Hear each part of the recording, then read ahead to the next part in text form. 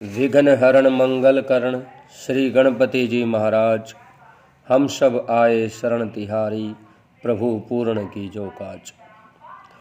माघ महीने के संकष्ट चतुर्थी व्रत की सभी भक्तों को हार्दिक शुभकामनाएं। भारतीय संवत्सर का 11वां चांद्रमास और 10वां सौर मास माघ कहलाता है। इस महीने में मघा नक्षत्र युक्त पूर्णिमा होने से इसका नाम माघ पड़ा। धार्मिक दृष्टिकोण से इस मास का बहुत महत्व है। इस मास में शीतल जल के भीतर डुबकी लगाने वाले मनुष्य पाप मुक्त होकर के स्वर्ग लोक में जाते हैं।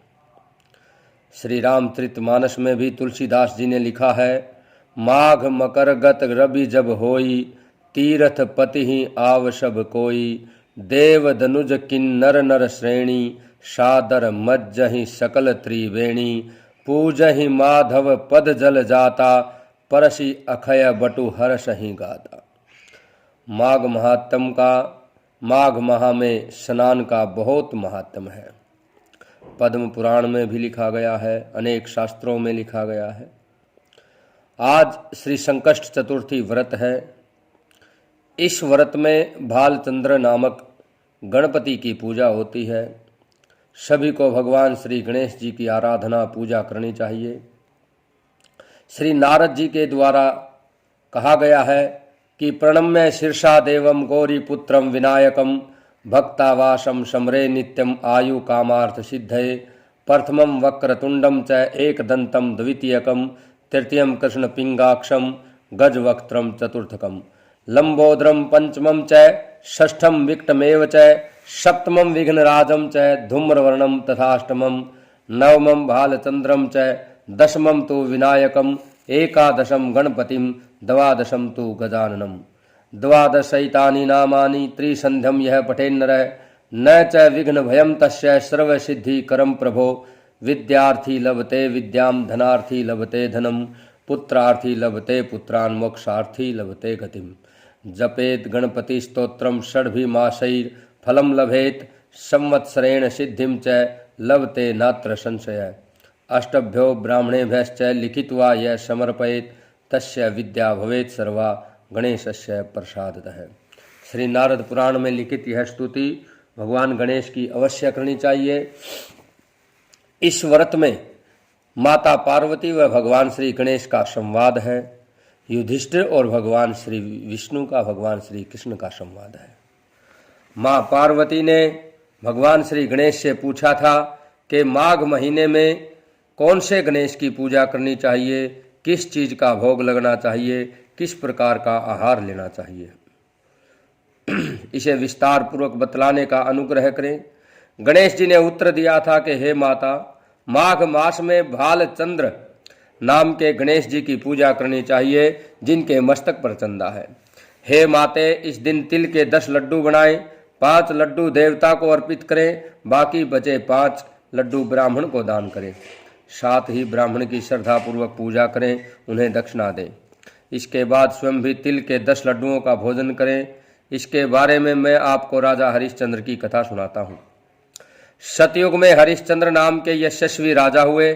क्षत्रिय धर्म में चतुर, सज्जन स्वभाव, सत्य वक्ता, विद्वान ब्राह्मणों के आराधक थे। हे देवी, उनके राज्य में अधर्म का नाम तक नहीं था। कोई भी व्यक्ति गरीब, लूला, लंगड़ा अथवा दुखी नहीं था। सभी व्यक्ति रोग रहित एवं चिरायु थे। उनके राज्य में ऋषि शर्मा नाम का एक तपस्वी ब्राह्मण था। एक पुत्र को प्राप्त करने के पश्चात उनका स्वर्गवास हो गया। पुत्र का पालन पोषण उनकी धर्म पत्नी करने लगी। भिक्षा मांग करके वह विधवा ब्राह्मणी पुत्र का भरण पोषण करती थी। उस ब्राह्मणी ने माघ महीने की संकटा चतुर्थी का व्रत किया। सदैव गोबर से गणपति जी की मूर्ति बनाती, उसका पूजन किया करती थी। हे माते, भिक्षा मांगकर ही उसके तिल के 10 लड्डू बनाए। इसी के मध्य उसका पुत्र गणेश जी की प्रतिमा अपने गले में बांध करके खेलने के लिए चला गया। तब एक चांडाल कुम्हार ने उसे ब्राह्मणी के 5 साल के बालक को जबरदस्ती पकड़ करके अपने आवा में बैठा दिया और उस आवे को बंद कर दिया।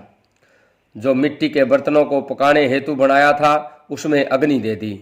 बच्चे की माता जब अपने बालक को ढूंढने लगी, न मिलने पर वह बहुत दुखी हुई। वह ब्राह्मणी रोती बिलखती हुई गणेश जी की प्रार्थना करने लगी, कहने लगी कि हे गणेश जी, हाथी के समान मुख वाले, विशाल काय वाले, आप मुझ दुखवारी की रक्षा करें। हे लंबोदर, हे विनायक, हे चार भुजाओं वाले, हे मस्तक पर चंद्रमा को धारण करने वाले, हे दयावंत, मैं पुत्र के विरह में दुखी हूँ, आप मेरी रक्षा करें। इस तरह वह ब्राह्मणी आधी रात तक रोती बिलखती रही। सुबह हो जाने पर कुम्हार अपने पके हुए बर्तनों को देखने के लिए आया। जब उसने आवा खोल करके देखा तो उसमें जांघ के बराबर पानी भरा हुआ था। पानी में बैठे एक बालक को खेलते हुए देखा। इस आश्चर्यजनक घटना को देख करके आश्चर्यचकित तो हुआ और डर के मारे कांपने लगा। इस अद्भुत घटना को देख करके उन्होंने राज दरबार में जाकर के उसके अपने द्वारा किए गए दुष्कर्म को भी राज्यसभा में बता दिया। कुम्हार ने कहा कि हे महाराज हरिश्चंद्र, मैं अपने बुरे कार्य के लिए मृत्यु के योग्य हूँ। उसने पुनः कहा कि महाराज, अपनी पुत्री के विवाह के लिए मैंने अनेक बार मिट्टी के बर्तनों को पकाने के लिए आवा जलाया था, लेकिन मेरे बर्तन कभी नहीं पके, हमेशा कच्चे ही रहे। तब मैंने डरकर एक तांत्रिक से इसकी वजह पूछी। उसने कहा कि तुम बिना बताए किसी लड़के की बलि चढ़ा दो, तुम्हारा आवा पक जाएगा। मैंने विचारा कि मैं किसके बालक की भेंट चढ़ाऊं। जिस किसी के बालक की भेंट चढ़ाऊंगा वह मुझे जिंदा नहीं छोड़ेगा। इसी डर के कारण हे महाराज, मैंने पूरी तरह ये तय किया कि इस बालक को ही आवे में बैठाकर अग्नि लगा दूं। मैंने अपनी पत्नी से सलाह की कि ऋषि शर्मा ब्राह्मण का स्वर्गवास हो गया है, उनकी विधवा पत्नी भिक्षा से अपना पेट भरती है, वह इस बालक को क्या करेगी।